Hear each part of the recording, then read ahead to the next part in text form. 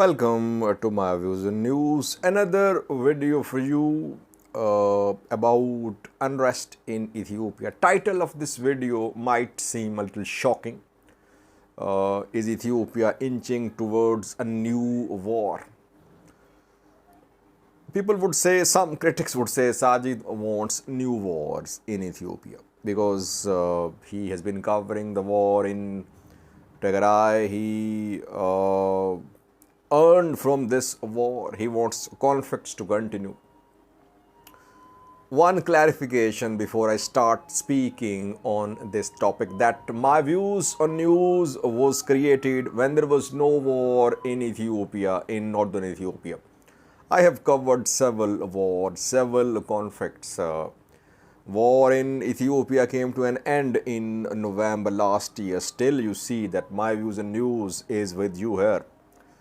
But when you are covering a country in detail, minutely, you are in a position to draw parallels.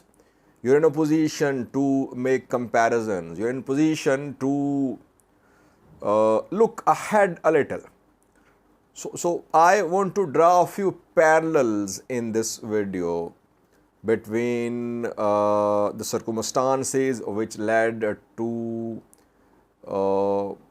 and the circumstances leading up to Tigray war and the ongoing situation in the Amhara region. Can we say things are heading towards a major, a full-blown war in the Amhara region? What is the strategy of Amhara fighters? Do they want to turn into a force like Tigray Defense Force? Let's draw a few parallels. Then we'll analyze the developments in Amhara region. When Tigray war broke out, before that we saw several developments indicating that tensions were rising between Tigray's ruling elite, political and military, and Ethiopian federal government led by Amhara, Oromo political elite, military leaders. TPLF, which had been in power for decades, had been sidelined, restricted to Tigray. It refused to be restricted to just Tigray. It started asserting itself. Federal government suspended budget for Tigray. Tigray rebelled. It held regional election. Federal election was postponed due to COVID-19, but Tigray held election. That election was declared null and void by Ethiopian parliament. We saw some efforts of mediation. Ethiopian notable personalities visited Tigray, but we saw that ultimately the war broke out. Tigray fighters carried out attacks on Ethiopian Army's northern command bases. TDF was formed. How was TDF formed? TDF consisted of Tigray Special Force members, Tigray police, prison police, Tigray militia members, ENDF members. When TPL was in power, ENDF had large number of Tigrayans in all ranks. Top generals were from Tigray, some like Megbe, Varade, Sadkan, and entire political and military elite leaders stood behind this war. So there was unity in Tigray. TDF was formed. Tigray fighters captured weapons from Ethiopian National Defense Force. Their bases in Tigray were attacked. So TDF armed itself. TDF tried to turn itself into a full-fledged army, a full-fledged military. We saw war for around 2 years. 3 rounds of fighting. Eritrea became involved. Long story. Let's keep it aside. So that is how the war started in Tigray, in short. What is happening in the Amhara region now? In Amhara region, we see that different armed factions are being established. Different Fano factions based in Gojam, Gondar, Showa, and Volo, relatively independent, and Amhara special force members have joined these Fano factions. Hundreds, if not thousands, have joined them. All these factions are armed with small weapons. Two things are missing. Tigray forces were led by central command. They were led by top generals. ENDF members were there too, because Tigrayans were ENDF members too. They joined TDF. Not all of them, but large number of them. Here we see that only Amhara special force members, Fano fighters, are part of these armed groups. Some ENDF members have joined, but we cannot say that any top ENDF generals, ENDF officers are leading this, these groups of fighters. Major difference is that in Amhara region, unity of command is missing so far. There is no central authority, though an attempt has been made to project a leader. At least political leader Skandar was named as head of Amhara Popular Front. He's been trying to organize Fano fighters. Skandar has no military experience. He has political experience of activism. He is being projected as the leader of this Amhara struggle. So, that experience which Tigray fighters had is missing here. Tigray generals had is missing in Amhara region. Having said that, Amhara special forces fought in the war. Fano factions fought in the war. You cannot say that they have no battlefield experience. They have battlefield experience, but obviously not as battle hardened or as skilled as Tigray forces were. Important thing is that in Amhara region, we have not seen any constructive efforts from the federal government so far to resolve the outstanding issues. In Tigray, an attempt was made to engage Tigray elite. Talks were held, talks failed, war broke out. We have not seen any sincere, comprehensive effort from the federal government to engage these armed factions. Rather, federal government, regional government, all are naming these fighters as extremists, as terrorists, extremist forces, terrorist forces, trying to destroy Ethiopia, trying to destroy unity.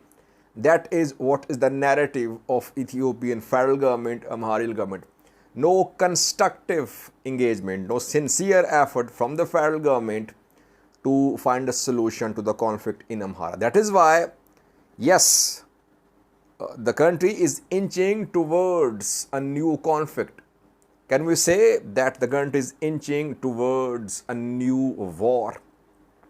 Well, I'll speak on this topic too, but before that, in Tigray, entire Tigray was united, standing behind Tigray fighters. In Amhara, serious splits. Prosperity Party supporting federal government's position. Prosperity Party leaders, top leaders, they are part of the operation against Fano fighters. That is why Girma Shtila was assassinated by Fano fighters, or allegedly by Fano commanders, Shagao and Mirevadajo. Ethnic unity, which we saw in Tigray, again missing in Amhara region. Romos live here in large numbers, Amharas too, Agos, Kemans. Ethnic fissures exist in the Amhara region, but Amharas are more in number than Tigrayans in Tigray. We must not forget that.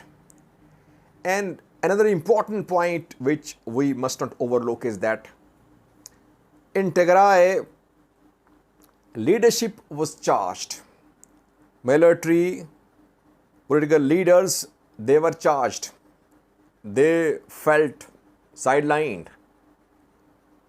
Here in the Amhara region, people are supporting Fano factions. Fano critics won't agree with me, but since I am covering each and every development regarding the operation against Fano fighters, regarding Fano fighters' activities in the Amhara, we cannot deny that Fano has managed to get public support. We saw that in Gondar, 2-day complete strike. We saw that partially in Shoa and saw that in Dambicha just 2 days ago, in several other parts of Amhara as well, that people supporting Fano factions. That is how Fano factions are getting their support, getting more recruits, getting resources to turn into bigger factions. In Tigray, gradually people started supporting the war, because then Tigray elite built a narrative that the war was against Tigrayans, that it was a genocide of Tigrayans being committed. So people had to stand with Tigray forces. But mainly the war started because the ruling elite in Tigray had concerns, had complaints, and Ethiopian federal government also wanted to crush TPLF. Ethiopian federal government, ruling elite in Addis Ababa, Eritrean ruler Isaias Afwerki, all wanted to crush TPLF. TPLF wanted to be back in Addis Ababa. So several factors. In Amhara region, we're seeing that people are being mobilized. Gradually, we are seeing that common Ethiopians, common Amharas are being mobilized. And they are joining Fano faction. They're fighting. They're dying as well. How many have died in Amhara since the start of this new conflict in Amharian? Dozens. In Kobo, in Shoa, in Gojam. If you compile all the reports of civilian deaths in clashes between security forces and civilians, you would see that dozens have died. Still you see that where Fano fighters call for support, these ethnic Amharas mostly, they support Fano factions. So gradually we are seeing that Fano factions are getting bigger, public support increasing, diaspora already looking for an opportunity to destabilize the federal government, to remove PM Abiy, is actively backing these Fano fighters. Ethiopian army paralyzed to some extent. It is unable to conduct large-scale operations in the Amhara because people oppose Ethiopian army's operations. People confront Ethiopian army convoys. Armies cannot fire at people if tens of thousands confront armies. That leads to large-scale bloodshed and unrest in countries. And federal government watching, silently watching. That is how I see the ongoing conflict in the region. Can we say that, main topic, can we say that a new war is coming to Ethiopia, that Ethiopia is inching towards a new war? I don't see a Tigray-like war. Why? Because I think groups in the Amhara region, they believe that full-blown war is not a solution. That it will be difficult to sustain a full-blown war, because they know what happened in Tigray. Tigray experienced generals, armed tanks, artillery, thousands of tens of thousands, more than 1 million fighters. Still, Tigray fighters had to lay down arms. Same siege could be put in place around Amhara too, though it's difficult. We can analyze that too in some videos. So groups in the Amhara region, they believe that solution, military solution, is through armed struggle in small units. Full-blown war is not solution.